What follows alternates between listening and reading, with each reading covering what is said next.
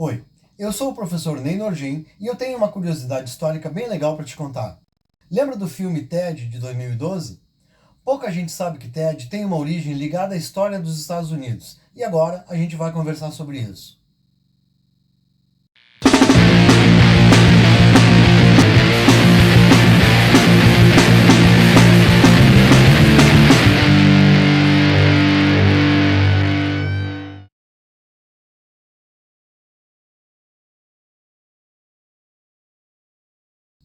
Todo mundo adorou a história do ursinho irreverente que falava palavrão, usava drogas e dava em cima da mulherada.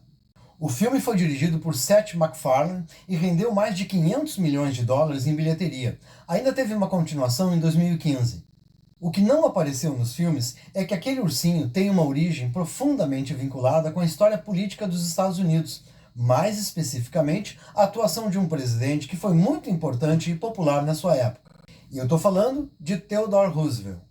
Ele foi governador do estado de Nova York em 1899, depois foi vice-presidente dos Estados Unidos em 1901 e com a morte do presidente William McKinley, assumiu a presidência ainda em setembro daquele mesmo ano, aos 42 anos de idade, o mais jovem até então. Theodore Roosevelt, ou Ted, ainda seria reeleito por um segundo mandato, ficando na presidência até 1909. Atenção! Não confundir esse presidente com Franklin Delano Roosevelt, seu primo de quinto grau, que foi presidente só em 1933. Era o momento da construção da nação norte-americana. O sonho de ligar o país do Atlântico ao Pacífico já estava realizado.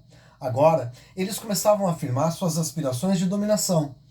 Foi nesse governo que se lançaram as bases da doutrina imperialista dos Estados Unidos, o seu grande porrete e sua doutrina Monroe, afirmando que a América era para os americanos. Era um recado claro para que as velhas potências europeias não viessem se meter aqui. Esse presidente trabalhou muito pela questão ambiental. Foi o primeiro a criar uma comissão para cuidar do meio ambiente. Também deu impulso à industrialização, mas limitou o poder das grandes corporações. Em 1903, Theodore Roosevelt assinou um decreto criando o primeiro Parque Nacional de Proteção à Vida Selvagem, e isso foi só o começo. No fim do seu governo, ele tinha criado 150 florestas nacionais, 51 reservas federais de aves, 5 parques nacionais.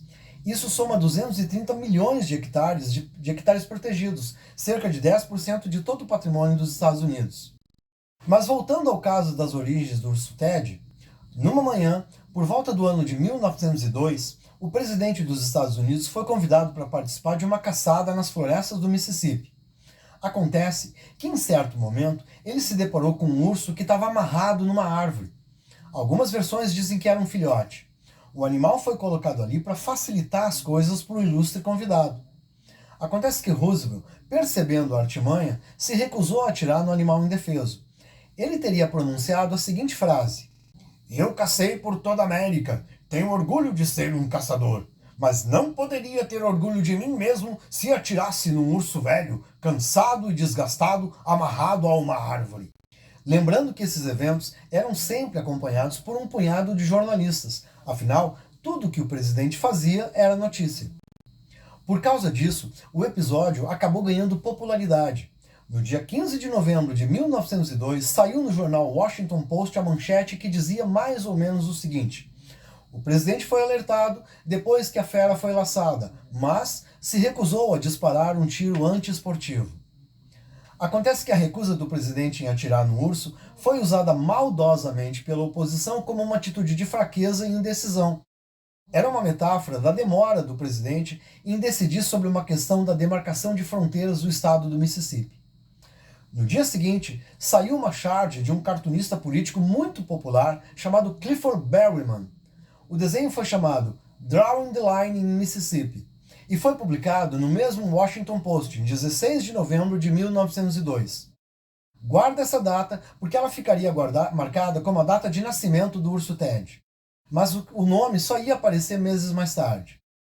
Inspirados na história do presidente e do urso, o casal Rose e Morris Mickton, dono de uma pequena loja de brinquedos no Brooklyn, resolveu começar a fabricar ursinho de pelúcias para crianças. O público não teve nenhuma dificuldade em associar os bonecos com o episódio de caçada de Theodore Roosevelt.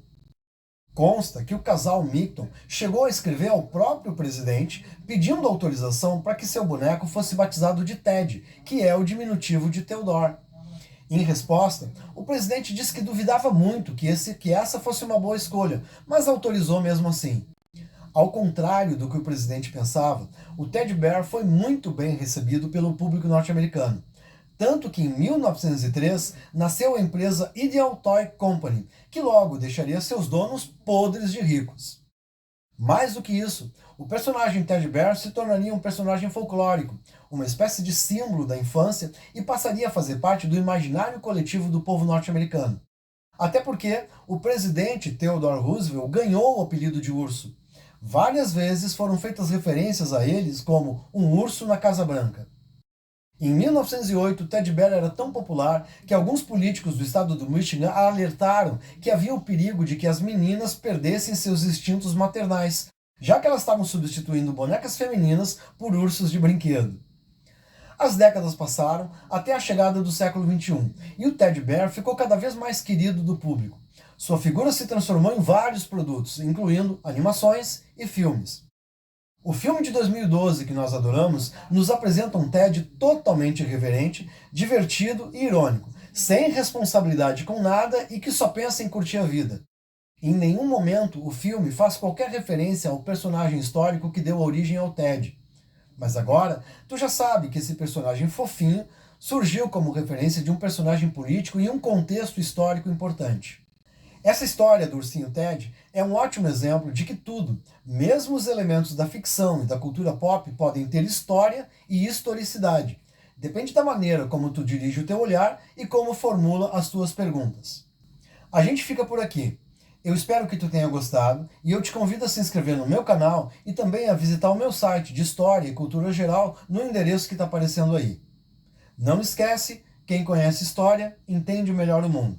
Um abraço e até a próxima!